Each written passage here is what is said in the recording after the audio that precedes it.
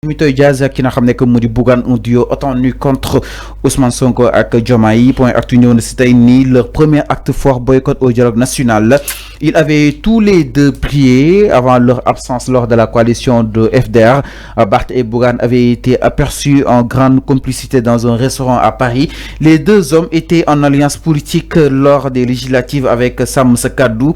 Leur tempérament bagarreur justement et hostile à Ousmane Sonko pourrait donner un souffle nouveau à l'opposition abonnée aux conférences de presse. Alors enfin, desewoon nañ ci restaurant gis ngeen ko waxtaan neen di sànnante ay kàddu yu am solo ñoom ñaar bokk aussi si li nga xam ne que moo di coalition Sàmm Sa Kàddu ñoom ñaar aussi ñu ngi doon briller avant même sax la création li nga xam ne que moo di FDR. Peut-être en ressemblant justement ces raisons on peut dire ils vont sans doute justement être des vrais opposants à Ousmane Sonko. Est-ce que tu vois un avenir si toutefois qui n'a ramené que Modi Barthélémy Diaz avec Bougane former un duo pour faire face à Ousmane Sonko avec Bassirou Diomaye Diakhar Faye, le président de la République? De toute façon, ce duo-là existe. Ça existe déjà. Ils ont gagné. Ils ont combien de députés? 3 députés. Est-ce que ce duo-là est aussi... C'est un duo gagnant. C'est une question. Est-ce que Barthélémy Diaz et Bougane, pour nous créer un duo, ils auront gain de cause? Je ne crois pas. Non, le bien contexte. Voilà. Si, je sais. Parce que tu sais pourquoi? Ñom ñaari, ils sont pas compatibles. Pas madame. Ils peuvent être ensemble ni ci conférence de presse. Non. Entre autres. Non. Beaucoup mentalité. Ils sont pas. Parfois, on dit mais ils sont pas compatibles. Barthélémy Diaz et Bougane mën and, mais ils sont pas compatibles. Oui.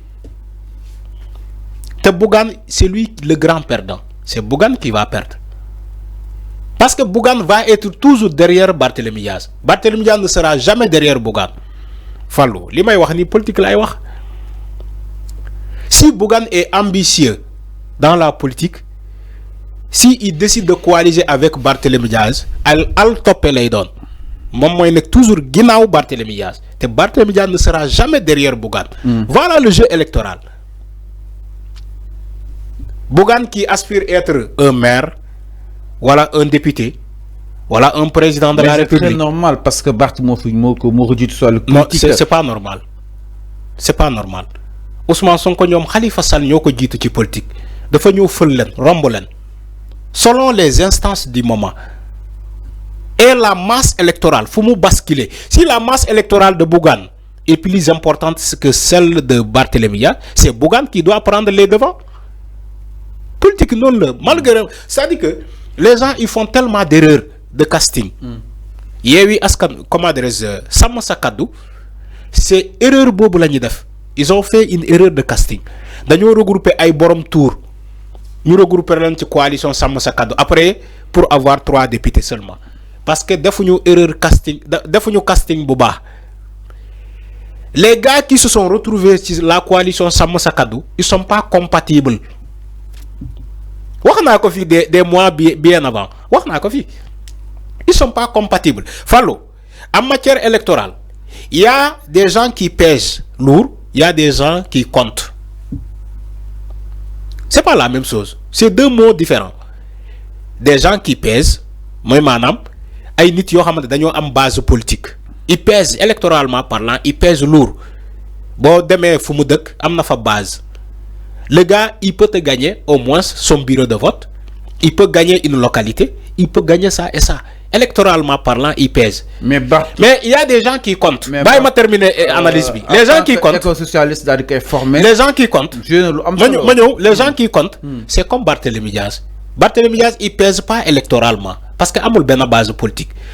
Barthélémy Diaz, il compte électoralement. Parce que tour la am. Tour la am. Amul électorat. Yaa ngi dégg Bougane tour la am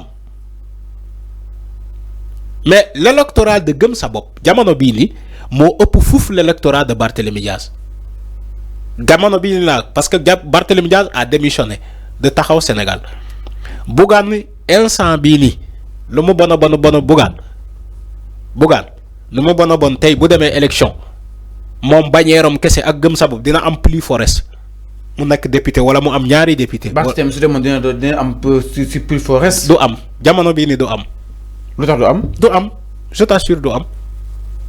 du am. du am Fallou bu leen jël tuuru jàmbur ngeen ne bu demee dina am du am parce que tuur bi ngeen jël tuur Barthélémy Dias amul benn électorat amul base politique amu ko. Tu peux me dire que Barthélémy Dias fii mooy base politique am. Mermoz Dakar Sicap. déedéet foofu il a été battu par Pastef. il a été battu par Pastef tey bu demee ci mairie de Dakar moom ak Abass Fall. Abass Fall gagné ko. Tu sais pas ça. non contexte bi Arfan. non loolu laay wax. c'était évident Barth perte de l'on parce que Sénégal tamit suñu la joxee li nga xam ne que moo di justement palais dañ lay jox assemblée nationale. non c'est pas comme ça loolu contexte. les postes léegi avant les postes de mairie fii ak 2027 les postes de mairie. est-ce que fii ak 2027 les postes de mairie n'ont rien à voir avec président de la République. que va avoir justement Barth du dépendre si la gouvernance de Ousmane Sonko ak Bassirou Diomaye Diakhar Faye su nekkee ils sont convaincants peut-être Barth mën na bañ am dara mais si toutefois le contraire installé wu Barth mën na jël mën na am place bu am solo. fi may en wax 2029 fi may wax ak yow du benn dama ne.